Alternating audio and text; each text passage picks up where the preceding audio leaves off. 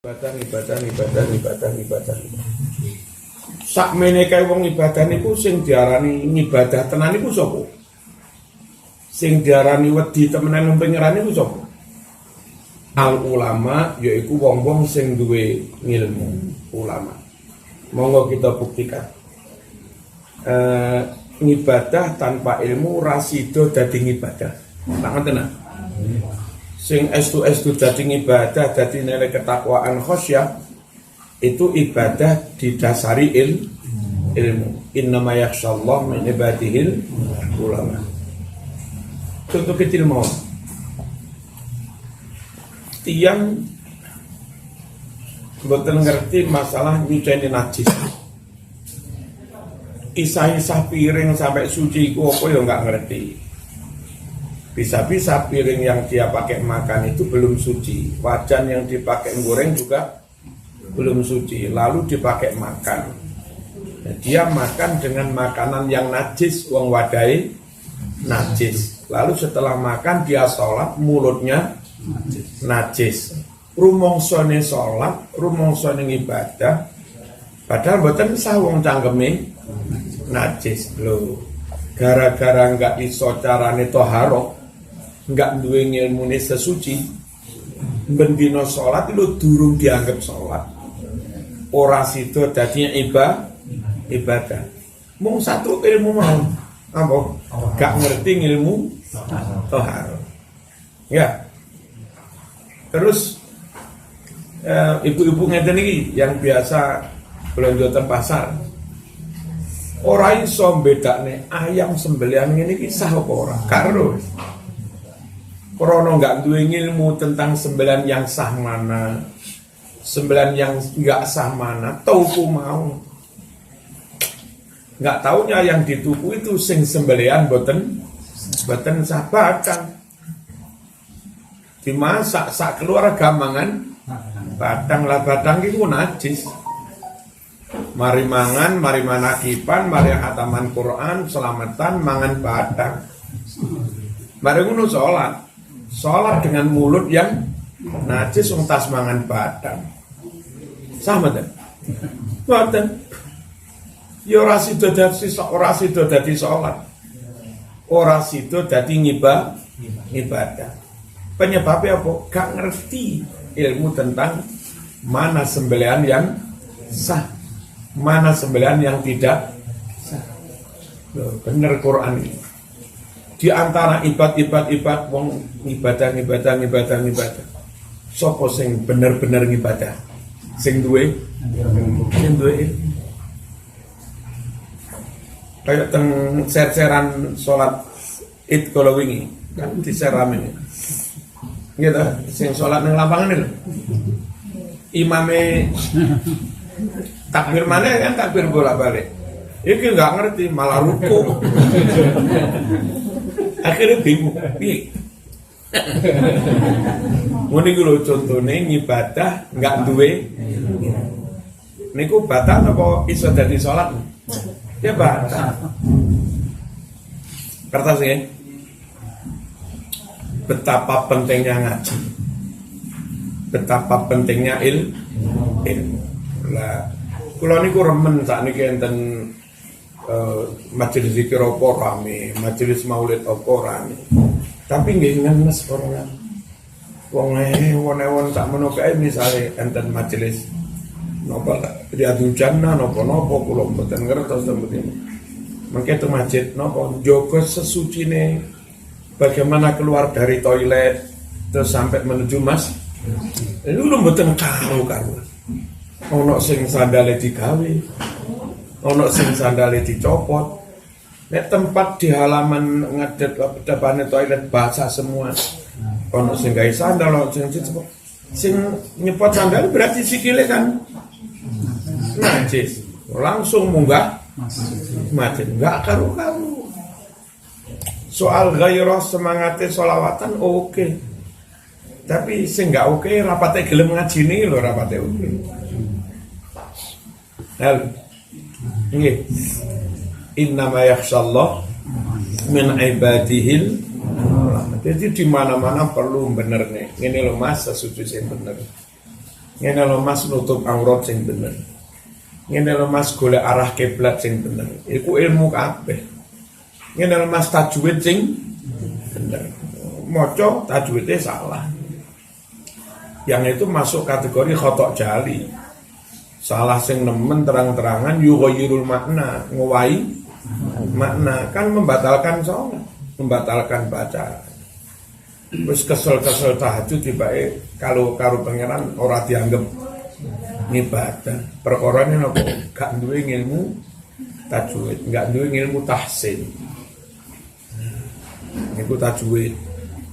Terus mboten ngerti ilmune barang-barang yang membatalkan sholat mana, yang enggak membatalkan sholat mana. Kayak saya gitu kampus yang sholat umek.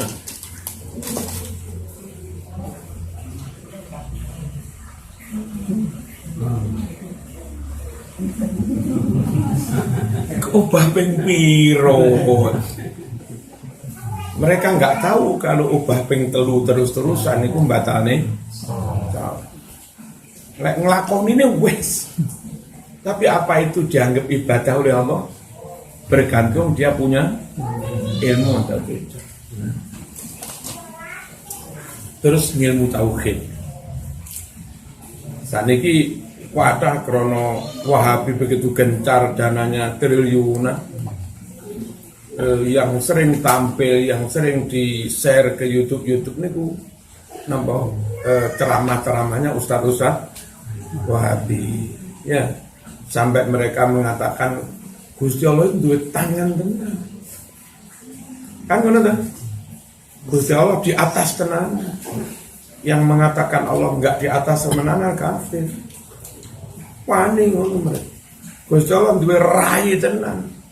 Ning raine pangeran yo ono lambene.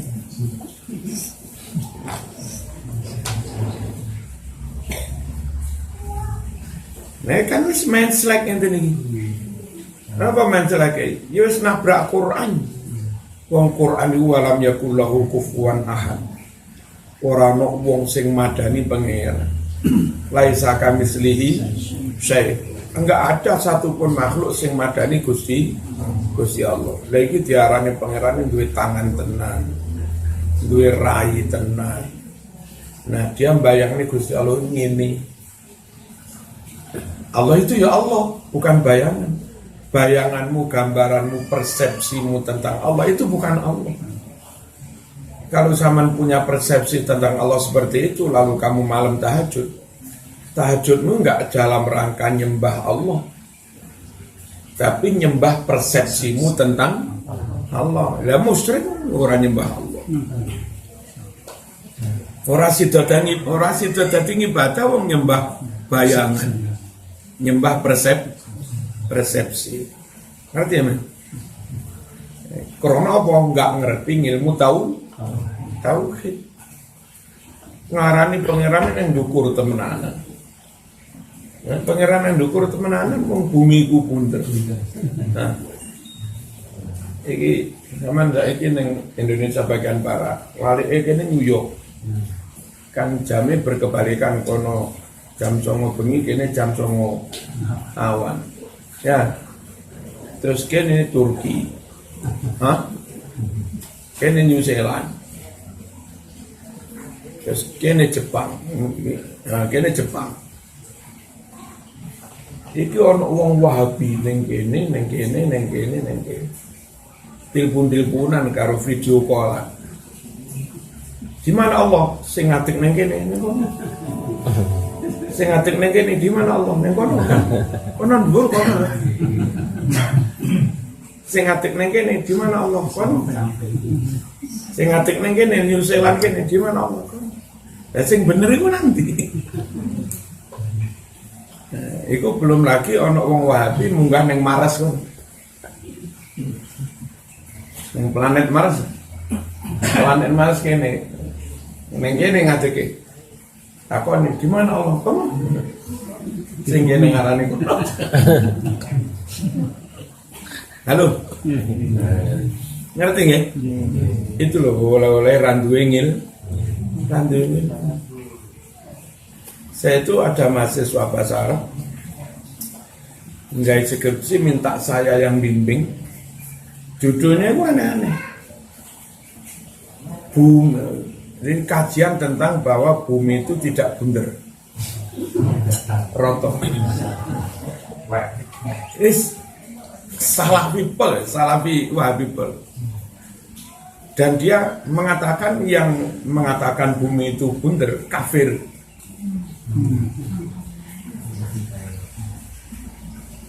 Terus tak ajak omong-omongin, kenapa mas begitu? Ternyata dia merujuk pada surat Al-Ghasyiyah itu. Afalam duruna ilal ibili kaifa khuliqat bla bla bla bla wa ilal ardi kaifa sutihat. Tidakkah mereka melihat bahwa bumi itu bagaimana bumi dihamparkan? Jadi bumi itu terhampar. Yang mengatakan bumi itu bundar berarti nabrak Quran. Nah, saya bertanya pada apa setiap Quran atau hadis menyebut kata-kata ardun bumi itu mesti maknanya the it global ini. Karena kadang-kadang Nabi menyebut ardu Misro itu negeri Mesir, bukan bumi Nah, ini ila ardi Misro ke bumi Mesir, bumi Arema. Nyebutnya ardun juga. Ardu Arema. Ya, ardihim ma dumta fi ardihim. Puaskan mereka yang ada di suatu wilayah saat kamu ada di wilayah mereka. Itu wilayah tertentu, satu kecamatan atau satu suku. Itu Nabi menyebutnya juga ardu. Fir'aun bilang, tidakkah kalian melihat bumi Mesir ada di bawah saya? Istilah bumi Mesir itu bukan keseluruhan. Nah, ketika Quran bertanya tidakkah mereka melihat bagaimana bumi dihamparkan, makna bumi itu nggak harus semua. Nabi ketika itu ngomong dengan orang kafir Quraisy, minta supaya kafir Quraisy, tidakkah kamu berpikir bumi Mekah itu terhampar? Ya memang kalau bumi Mekah terhampar, bumi Jawa ya terhampar, bumi Mesir terhampar. Tapi kalau sudah keseluruhan Quran nggak bilang. Itu Wahabi seperti itu. Padahal di ayat lainnya wa tara jibala tahsabuha jamidatan wa hiya tamurru marrasaha. Kalau lihat gunung itu kelihatan diam. Padahal sejatinya melaku kayak mendung. Wahya tamurru marrasaha. Nah jenenge gunung ini mancep. Barang mancep, tapi jari Quran melaku. Nek no baut mau encep nih terus iki melaku, berarti iki munyer. Tak ngono ta? Lelek munyer iku kotak apa bunder? Barang munyer lho. Barang munyer kan bunder. Jadi kalau pakai akal sehat, ada ayat Quran yang bisa kita istimbat, kita simpulkan bumi itu bunder. Ditambahi kenyataan hisab, yang hisab itu ada sejak zaman kanjeng Nabi. Yang mereka juga yakin bumi itu bunder dan bisa dihitung. Lingkar bumi pas lonjongnya dikelilingi rembulan 30 hari, sekian. Lingkar bumi pas bundernya seser bukan lonjongnya itu dikelilingi rembulan hanya dalam waktu 29 hari, sedikit. Makanya satu bulan kadang 30, kadang 29, karena yang dikelilingi rembulan itu pas lonjongnya nopo pas bunder. Lalu orang-orang Wahabi juga sebetulnya kalau naik pesawat itu ya harus menyimpulkan bahwa bumi itu bunder. Kau no ceritane wis usum pesawat puluhan tahun. Kau no numpak pesawat tuh ceblok. Kalau bumi terhampar kan numpak pesawat entai. Enggak juga, dari Saudi ke London ya sekitar 7 jam 8 jam. Dari London 9 jam ke 10 jam nyampe New York. Dari New York 7 jam sampai Honolulu. Dari Honolulu tambah 7 jam 8 jam sampai Tokyo. Dari Tokyo seret kira-kira 11 jam sampai Jeddah mana. Itu kok ora lugur-lugur itu. Ini kan ngulon terus. Seharusnya mereka berpikir bumi itu tiba-tiba kembali ke masalah pertama. Jadi ilmu itu penting, dan ilmu itu hanya bisa kita ambil dari mereka yang berilmu. Yang orang berilmu itu ngambilnya juga dari generasi sebelumnya yang berilmu. Ini ngambil dari generasi sebelumnya yang berilmu, terus bersambung-sambung sampai Kanjeng Nabi. Harus begitu. Dan karena mereka itu mewarisi ilmu dari generasi per generasi, maka mereka-mereka yang berhasil mewarisi ilmu ribuan hadis, ribuan kalimat-kalimat, mereka lah yang akhirnya oleh Nabi disebut pewaris ilmunya Nabi, warasatul anbiya. Ini para kiai, para ulama. Jangan bayangkan kiai sakmenten kathah niku ngomong Jawa, ngomong Madura, mboten ngomong Arab. Tapi punya ribuan kitab, sekian lemari, tanpa bantuan kamus. Mereka bisa paham, mereka bisa baca, padahal hari-hari berbahasa Jawa. Andai enggak ditakdir Allah, mereka lah yang dipilih mewarisi ilmu. Apa iso wong Jawa menguasai puluhan ribu kalimat Arab, dan ketika membaca langsung otomatis bisa tanpa bantuan kamus. Wong Arab iso maca maklum wong Arab. Iki wong Jawa bendina ngomong Jawa. Kalau bukan orang yang dipilih Allah untuk mewarisi ilmunya para nabi, warasatul, enggak mungkin itu. Paham ya? Dan Imam Sewu ketika kiai-kiai itu mendengarkan khutbah di Masjidil Haram, itu karena khotibnya itu ulama juga, doktor. Kiai Indonesia itu lebih paham tentang isi khutbah itu daripada orang Arab sendiri yang bukan ulama. Kamu kalau nanti jejeran ini kebetulan ngomong tentang, kalau nggak salah, tentang Quran dan kemujizatan Quran, menyangkut akokir. Akokir ini ramu-ramuan jamu. Dan kalau kita menikmati mawon dengan isi khutbah ini paham.